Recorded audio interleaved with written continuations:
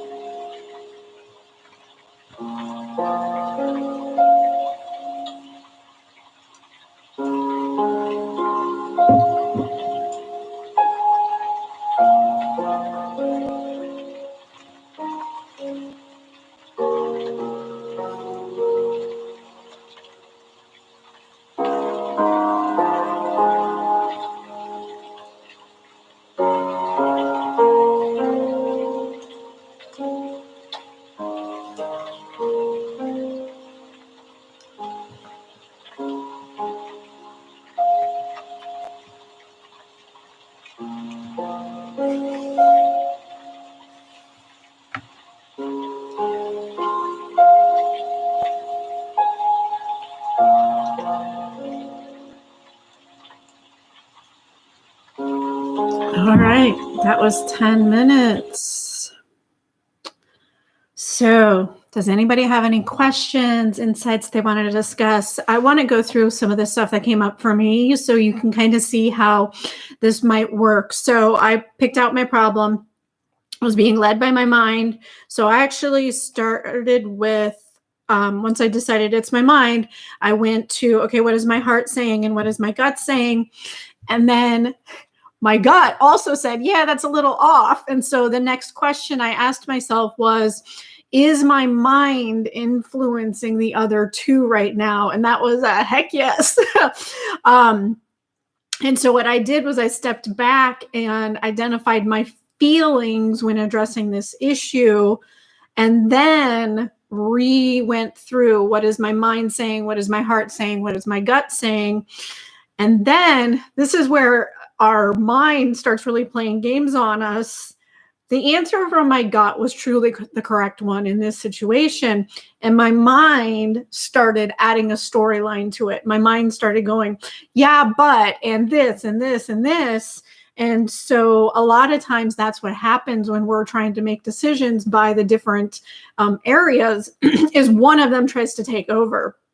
And so once I kind of figured out why the mind needed to insert all this extra information, I was then able to re-acknowledge what my gut was trying to tell me and accept that that was the right answer, even if my mind was trying to add extra stuff. And here's the interesting part. The extra stuff my mind was putting in was actually in agreement with my gut, but it was trying to demonize the whole thing. It was trying to flip it. And it couldn't just be that my intuition says do X, Y, Z. My mind was like, no. We've got to add all this other stuff so that when somebody says, but why, you can say these things.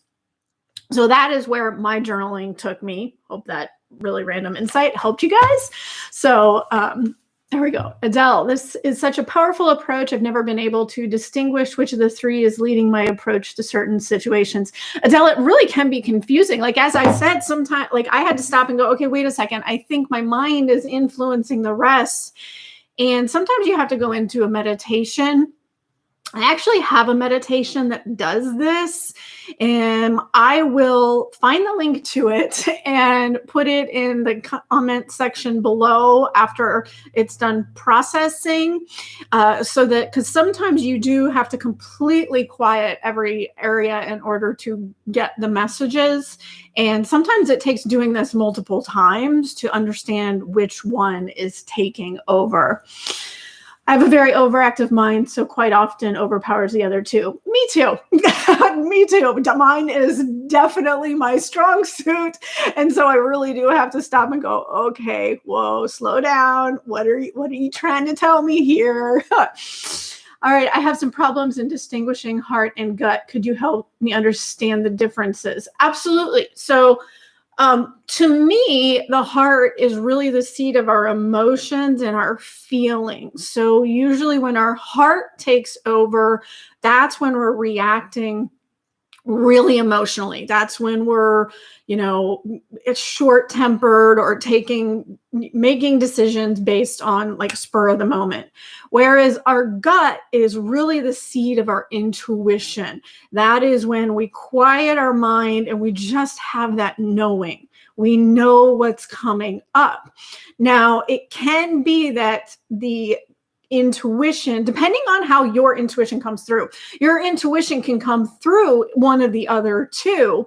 And it also has emotion. So like a lot of time, my fear will come through my gut. So besides for tapping into my intuition that way, my super strong emotions end up in my gut. And so one technique that you can use is when you're asking each of the different parts is place your hands there.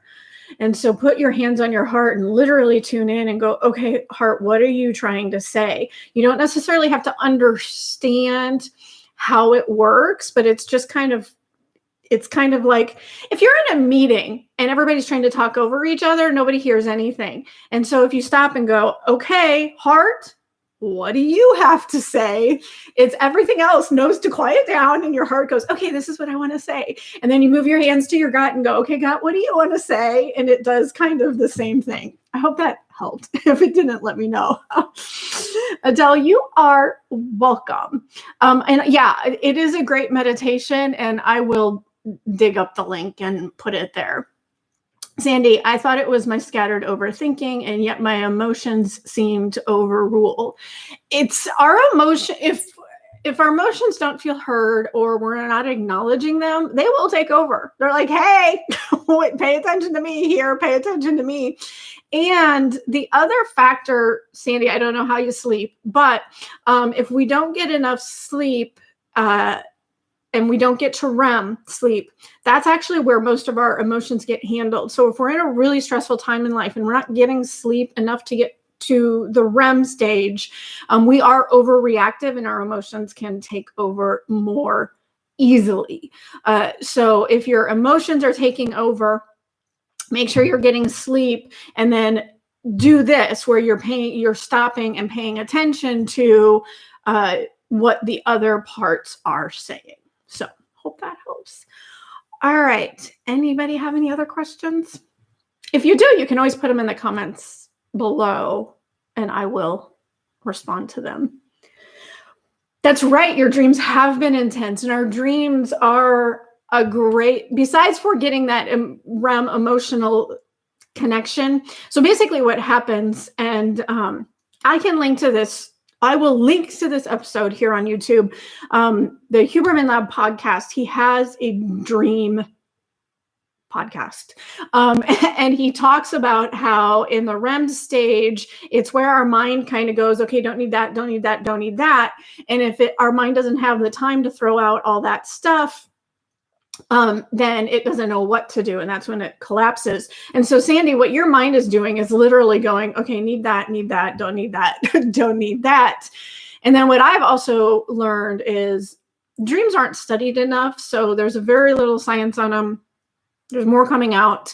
But what happens is the more that you heal emotionally, the more is shown to you in your dreams. And I've had past live dreams where I literally am put into the past life in my dream to get the lessons, and our angel spirits download information during dreams that we might not be able to process in our waking time. And so times of vivid dreams, I always get super excited for, because that means we're doing some deep work. So keep driving your grandpa's car.